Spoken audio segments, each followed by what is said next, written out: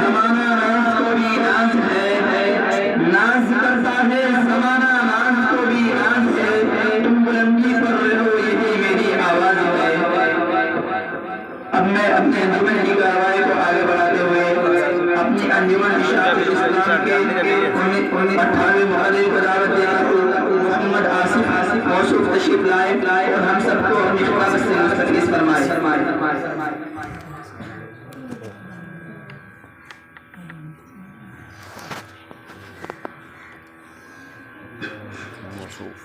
नहमदुहु व नुसल्ली अला रसूलिहिल करीम।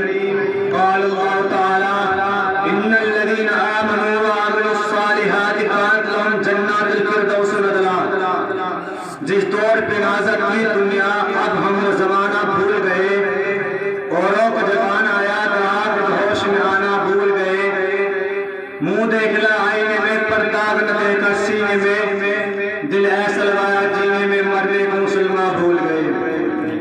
आदत तो अब भी होती है मस्जिद की फजाई में है अनवर, जिस तरफ से दिल हिलता देता है वो तरफ लगाना भूल गए।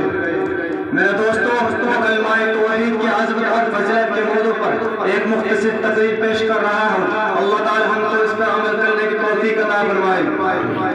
मेरे दोस्तों, अल्लाह को एक जानना और एक मानना हर मुसलमान पर फर्ज है। अल्लाह के साथ किसी को शरीक ठहराना और एक ये रखना कि वो उससे माबूद है, अल्लाह की जात में शरीक है।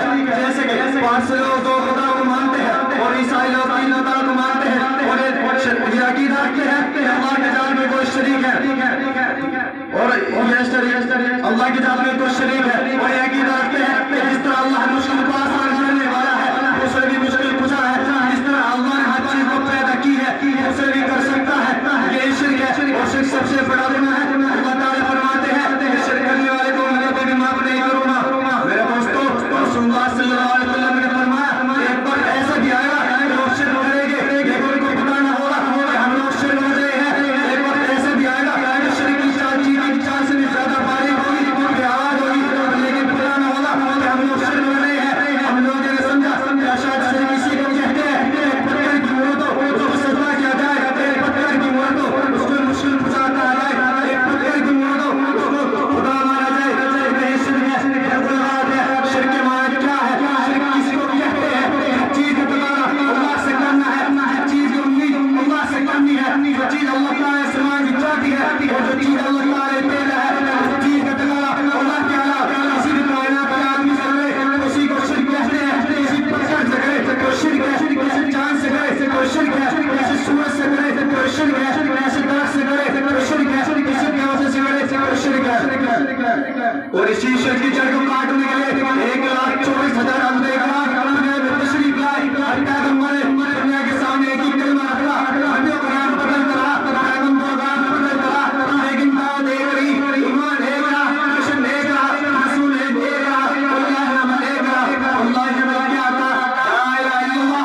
नबी के दौरे नमाज का तरीका बदल करा, अकाम का तरीका बदल करा, हज का तरीका बदल करा, रोजे का बदल तरीका, लेकिन ला इलाहा इल्लल्लाह आदम अलैहिस्सलाम के ज़माने में देखा, रसूलुल्लाह सल्लल्लाहु अलैहि वसल्लम के ज़माने में देखा, फर्क कोई नहीं था।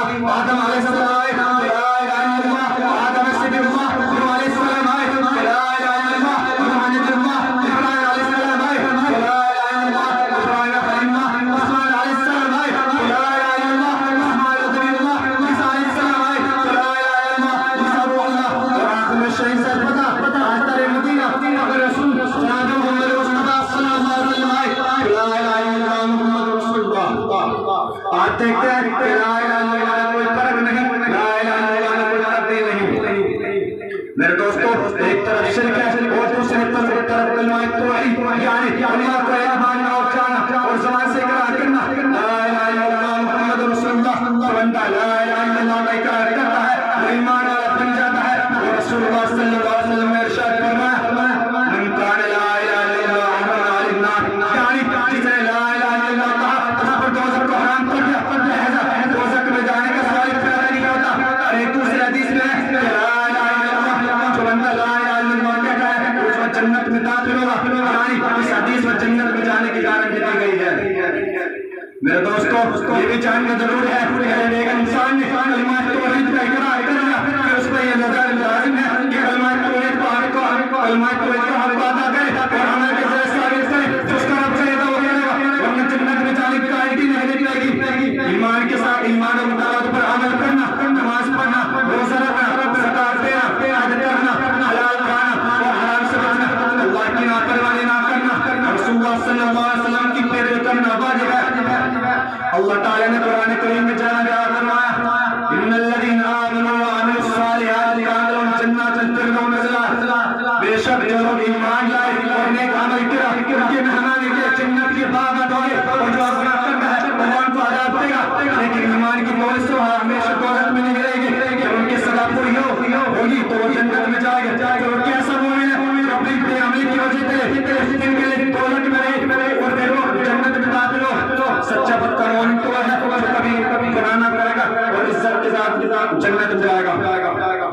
भाइयों, जब हमने ला इलाहा इल्लल्लाह का इकरार कर लिया तो फिर हमको चाहिए कि हम सच्चे और पक्के मोमिन बनकर दिखाएं और इज्जत के साथ जन्नत में आराम की ज़िंदगी पाएं। मैं अपनी तकलीफ को शेयर के साथ बयान करना चाहता हूँ। हमने हर दौर में तबलीग से रिसालत के लिए, हमने